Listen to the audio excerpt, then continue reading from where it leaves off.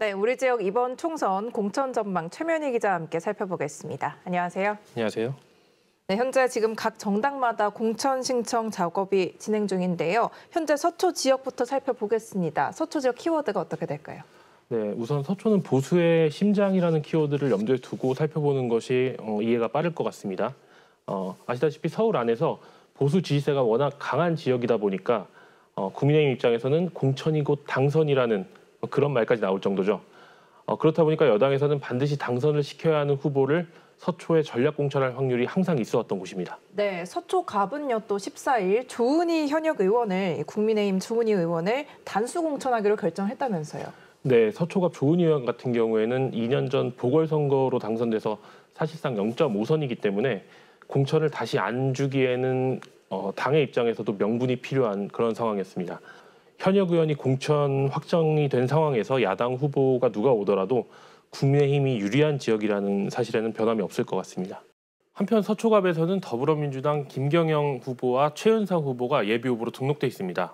네, 서초 갑을 살펴봤고요. 서초 을은 어떤가요? 네, 서초 을 같은 경우에는 국민의힘 현역 의원인 박성중 의원이 3선을 노리는 지역구입니다. 그런데 지금 국민의힘 영입 인재인 신동욱 전 TV조선 앵커와 지성호 현역 비례대표 의원이 공천 신청을 한 것으로 알려졌습니다. 당내 경선이 치러질 것으로 보이는 가운데 현역 의원, 또 당 영입 인사, 그리고 현역 비례대표까지 대결에 관심이 모아지고 있습니다. 이 서초 지역 더불어민주당 야당 입장에서는 험지인데요. 누가 준비하고 있을까요? 네, 더불어민주당은 홍익표 원내대표가 무난하게 공천을 받을 것으로 예상됩니다. 지역구를 1년 이상 일찍 서초로 옮겨놓고 중진이 험지로 자진해서 가는, 그래서 희생하는 이미지를 만들어놨고, 또 옮긴 다음에 야당 원내대표까지 맡게 되면서 정치적인 무게감까지 더하게 됐습니다. 선거 경험도 많은 편이기 때문에 상대가 누구로 결정되든 간에 역대 서초 을 선거에서 민주당 후보로는 가장 의미 있는 선거 결과를 내놓지 않을까, 그렇게 예상하고 있습니다. 네, 서초구 살펴봤습니다. 다음으로는 동작으로 넘어가 보겠습니다. 동작 키워드 어떻게 될까요? 네, 동작의 키워드는 저는 리턴 매치로 정해봤습니다.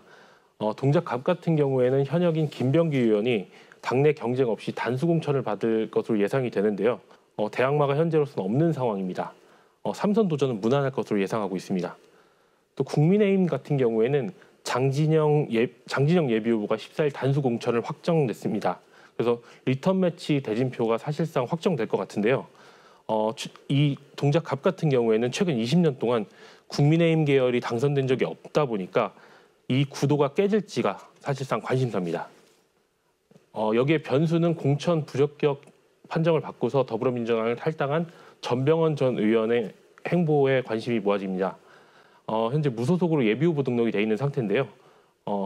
파급력에 따라서 김병기 의원의 표를 잠식할 그런 가능성도 있습니다. 네, 리턴 매치라고 말씀을 주셨는데 동작을도 리턴 매치가 될지 궁금합니다. 4년 전에 이 동작을에서는 이수진 대 나경원으로 큰 주목을 받았던 지역구죠.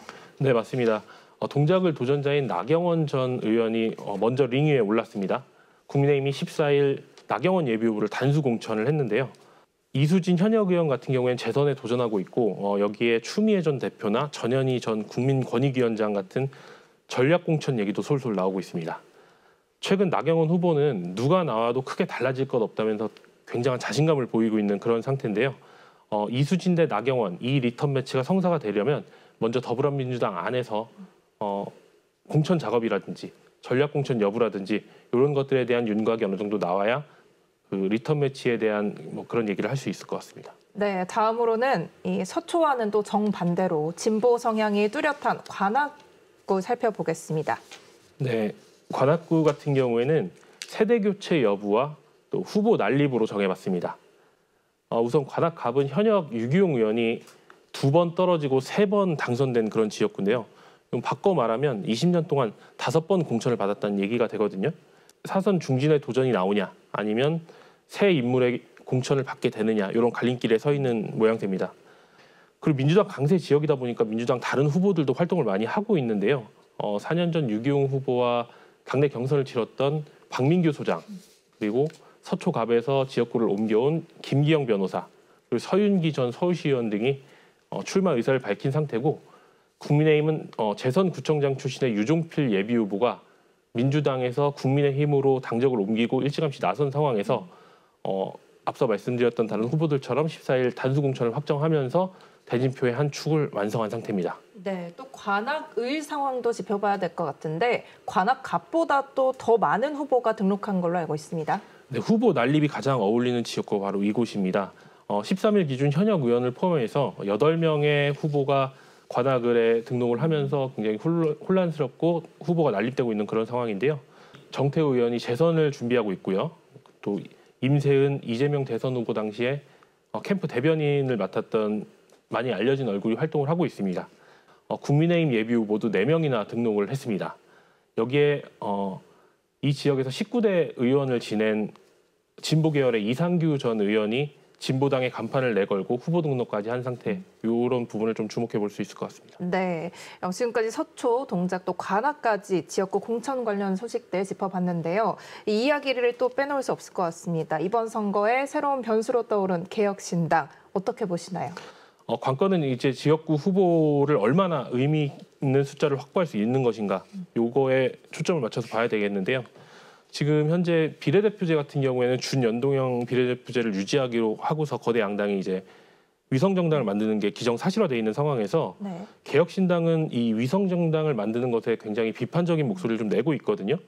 이 말은 이제 양당과의 차별화를 이 비례대표제를 가지고서 하겠다, 이런 포인트가 있지 않을까 생각을 하고 있습니다. 네, 그럼 여기서 말씀 주신 대로 이 비례대표 선거에 있어서 위성정당을 만드는 여당과 야당, 또 양당과 또 만들지 않기로 한 개혁신당, 이 차이점이 뭘까요? 국민의힘이나 더불어민주당 같은 경우에는 이 비례정당의 선거운동을 할 수 없다는 선거법상 제약이 있습니다. 엄연히 다른 정당으로 인식을 하기 때문에 이런 선거법이 적용이 되는 건데요. 반면에 개혁신당 같은 경우에는 이 부분에 대해서 비판적인 목소리를 낸다는 것은 개혁신당이라는 따로 위성정당을 만들지 않고 개혁신당이라는 이름으로 정당 투표를 받겠다라는 얘기가 될 수 있습니다. 양당과 이 개혁신당의 이 차이점이 어떤 결과를 가져올지 이 부분이 관전 포인트라고 생각합니다. 네, 더불어민주당의 2차 경선 지역 발표가 임박이 했고요. 또 국민의힘도 1차 단수공천 발표와 별개로 또 지역별 공천 신청자 면접이 한창 진행 중인 걸로 알고 있습니다. 각 지역 공천이 확정이 돼서 대진표가 완성이 되면 다시 이야기 나눠보겠습니다. 오늘 말씀 고맙습니다. 고맙습니다.